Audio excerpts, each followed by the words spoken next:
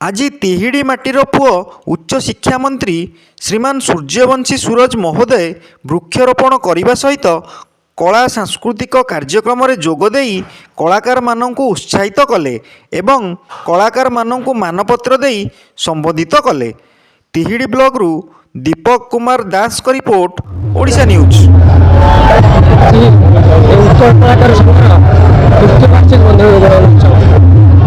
ଉତ୍କଳ କଳାକାର ସଂଘରେ ମୋର ପରିଚୟ ଦେଉଛି। ମୁଁ କୋଷାଧ୍ୟକ୍ଷ ଅଛି ମନୋରଞ୍ଜନ ଦାସ।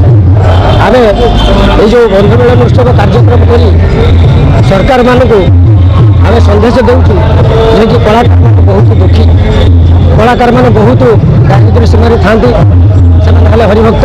ତେଣୁକରି ବହୁ କଳାକାରମାନେ 2-3 ବର୍ଷ ହେଲା ନୂଆ ଭାଷା ଆବେଦନ କରିଥିଲେ, ସେଥିରେ କୌଣସି ସଫଳ ହୋଇନାହିଁ। ସେମାନେ ଭତ୍ତାରୁ ବଞ୍ଚିତ ଅଛନ୍ତି। କଳାକାର ବି କଳାକାରର ଯେଉଁ ଭତ୍ତାଟିକୁ ପାଇବା ପାଇଁ ଚାହିଁ ବହୁତ କଳାକାର ଦେହତ୍ୟାଗ କଲେଣି। ଏବେ ରିସେଣ୍ଟଲି ଜଣେ ଦାସକାଠିଆ ଆଉ ଜଣେ ଯାତ୍ରା କଳାକାର ଏବେ ଦେହତ୍ୟାଗ କରିଛନ୍ତି। ତେଣୁକରି ମୁଁ ସରକାରଙ୍କୁ ବିନମ୍ର ନିବେଦନ କରୁଛି, ସଂସ୍କୃତି ସରକାରଙ୍କୁ, ଯିଏକି କଳାକାରମାନଙ୍କର ଯେଉଁ ଉପେକ୍ଷାର ଅନ୍ତ ଘଟୁ, ତାଙ୍କ କଥା ବୁଝନ୍ତୁ। ତାଙ୍କର ଯେଉଁ ଫର୍ମ ପଡ଼ିଥିଲା, ବହୁ ସଂଖ୍ୟାରେ ଭତ୍ତା ଆବେଦନ କରିଥିଲେ, ତାଙ୍କୁ କଳାକାରଙ୍କ କଥା ବୁଝି ସେ ଭତ୍ତା ଗୁଡ଼ିକ ତାଙ୍କ ପାଇଁ